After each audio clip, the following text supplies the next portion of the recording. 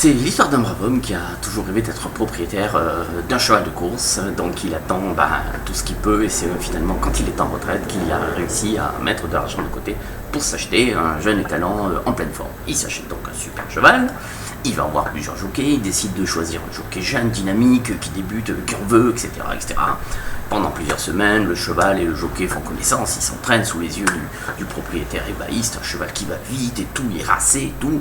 Ils finissent par le tester sur les terrains, tout ce qu'ils peuvent sur les distances et tout, et finalement, ils concluent qu'il lui faut un terrain sec de 1500 mètres. Bon, très bien, c'est une bonne distance, ils sont contents. Arrive le jour du tiercé, le propriétaire inscrit son cheval, ils sont à l'hippodrome, il va voir son cheval, comment il va le cheval, très bien, moi aussi, ça va, tout va bien, on est confiant, donc qu'est-ce qu'il fait?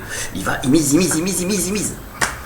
La course démarre, le cheval part comme une bombe, il part, le jockey est super content, il n'a jamais vu son cheval aussi rapide, et tout d'un coup, vers le dernier virage, il s'essouffle, le cheval il ralentit, alors il met quelques coups de cravache, mais rien n'y fait, le cheval il arrive dernier.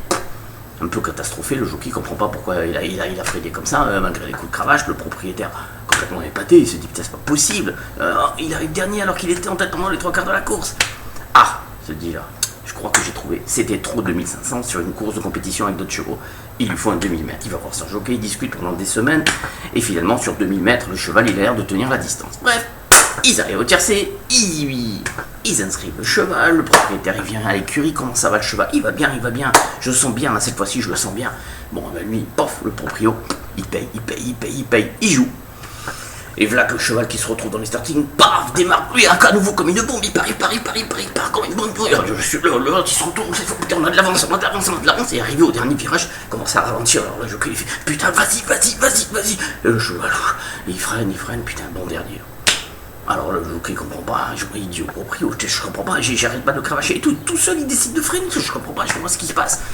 Le proprio dit ouais mais quand même, 2000 ça avait l'air d'être sa bonne distance, il fait bon ça c'est un peu moins, il faut faire peut-être 1500 mètres terrain sec, oh, oui d'accord on va faire ça. Ils inscrivent donc le cheval dans une 3e compétition, 1500 mètres terrain sec, etc. Le propriétaire, il mise tout ce qu'il a, parce que là c'est sa dernière chance, hein. Il mise tout sur son cheval, il va le voir, alors comment il va le cheval aujourd'hui? Ça va, en pleine forme, il est toujours en pleine forme, même sur 1500 mètres, il devrait tout battre.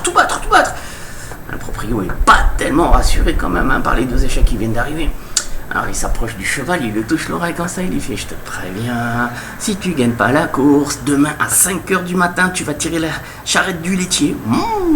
Alors est-ce que le cheval a compris ou pas? Il s'élance comme un fou, il a jamais été aussi vite. Le jockey qui tient sa bombe comme ça, il arrive même pas à la tenir comme ça. Il est super content, il se retourne, oh putain l'avance, il arrive le dernier virage, il commence à freiner, putain vas-y, reste que quelques mètres. Et là à ce moment-là, le cheval il se retourne, il fait doucement, moi je me lève à 5h demain.